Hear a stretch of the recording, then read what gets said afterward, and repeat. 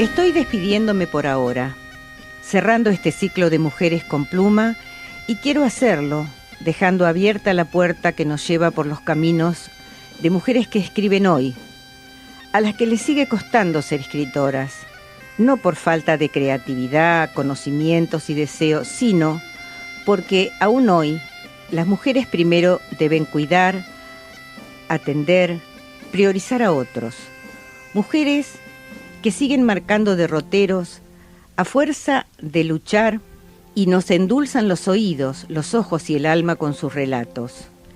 He elegido a Irene Vallejos, una mujer joven, española, doctorada en filosofía clásica, nacida hace 44 años en la capital de Aragón, en Zaragoza, que dice de sí misma: érase una vez, en un país lejano, una niña que tenía un tosudo sueño: contar cuentos, escribir historias. Esa niña, hoy adulta, como otras mujeres, debió postergar su vocación por cumplir roles clásicos de cuidado que no pueden aún compartir con los iguales, los hombres. Ella recuerda: me he pasado más de una década dedicándome a los cuidados y renunciando a muchas oportunidades profesionales, porque antes de cuidar a mi hijo, tuve que cuidar a mi padre. Me he pasado más de una década dedicándome a los cuidados y renunciando a muchas oportunidades profesionales. Hoy, habiendo ya recibido en el año 2020 o 2020 el Premio Nacional de Ensayo por su libro El infinito en un junco, y en 2021 o 2021 el Premio Aragón, sigue escribiendo con una pluma clara y esclarecedora, ensayos, novelas y artículos periodísticos. De ella deslumbra el conocimiento del antiguo mundo grecolatino y su amor por los libros, su historia, sus materiales, el modo en que comenzaron a circular las bibliotecas. Dice: la pasión del coleccionista de libros se parece a la del viajero. Toda biblioteca es un viaje, todo libro es un pasaporte sin caducidad. En sus relatos, los personajes del antiguo mundo se van acercando a nuestro cotidiano hacer, humanos, y en esa condición revela cómo también para ellos los libros ocupan un lugar de privilegio.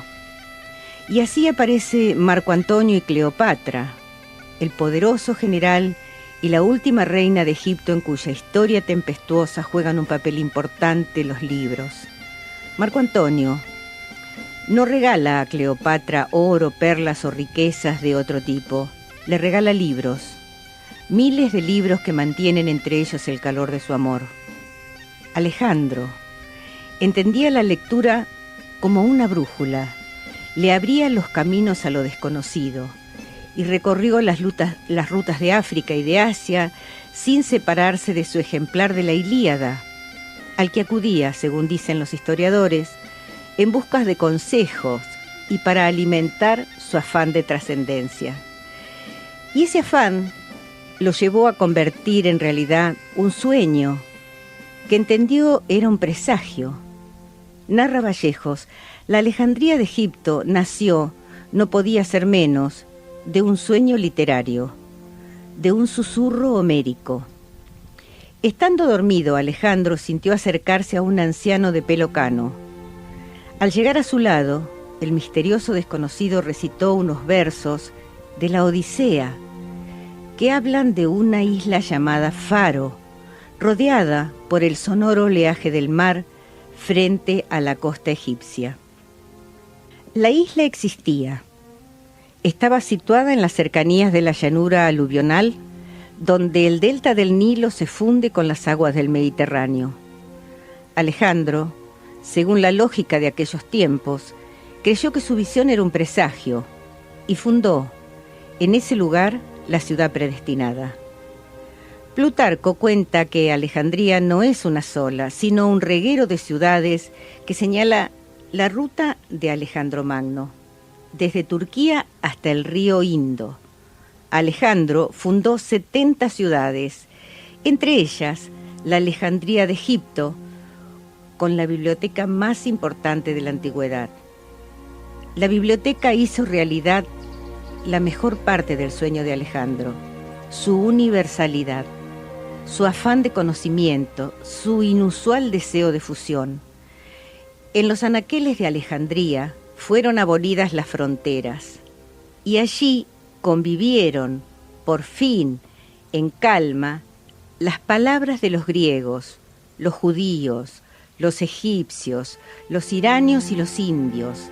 Ese territorio mental fue tal vez el único espacio hospitalario para todos ellos. Y ya más cerca de nuestros días, evoca al autor del Aleph. También Borges, dice, estaba hechizado por la idea de abrazar la totalidad de los libros. Su relato, La Biblioteca de Babel, nos adentra en la biblioteca prodigiosa. Sin embargo, a los lectores de hoy, la Biblioteca de Babel nos fascina como alegoría profética del mundo virtual, de la desmesura de Internet, de esa gigantesca red de información y textos, filtrada por los algoritmos de los buscadores, donde nos extraviamos como fantasmas en un laberinto. La ciudad ha emigrado a la memoria de los libros. Cuánto conocimiento, cuánto estudio, preparación y amor se vierte en una narración que recorre no solo los viejos y modernos anaqueles de las bibliotecas, sino las costumbres, los personajes que han ido tejiendo a lo largo de una vida una historia que quiere ser contada, que espera ser contada por esa niña que tenía un tosudo sueño: contar cuentos, escribir historias. Pero cuenta Irene Vallejos, con el tiempo, aquella joven tuvo un hijo. A causa de un perverso maleficio, el bebé llegó al mundo con una extraña enfermedad. No podía respirar. Los niños son frágiles, especialmente frágiles. Según una antigua leyenda griega, la diosa Tetis emprendió junto a su hijo mortal, el pequeño Aquiles, una aventura y un aventurado viaje hasta el río del más allá. Esas aguas tenían el don de volver invulnerable a quienes se zambullían en ellas.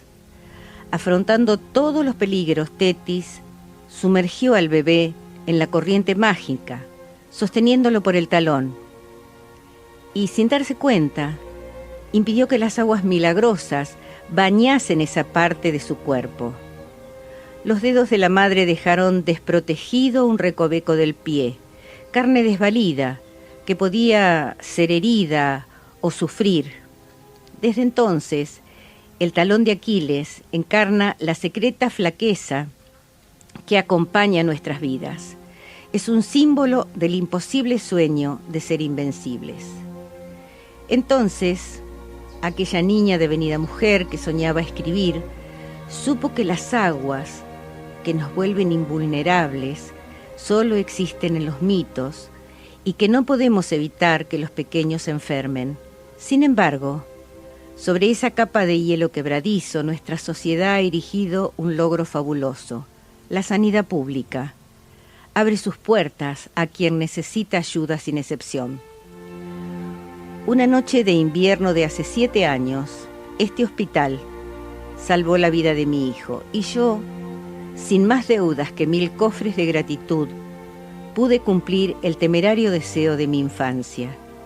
La sanidad pública me hizo libre, me permitió hacer realidad el sueño. Gracias al esfuerzo de todos, al trabajo de muchos, aquel síndrome raro no encadenó nuestras vidas.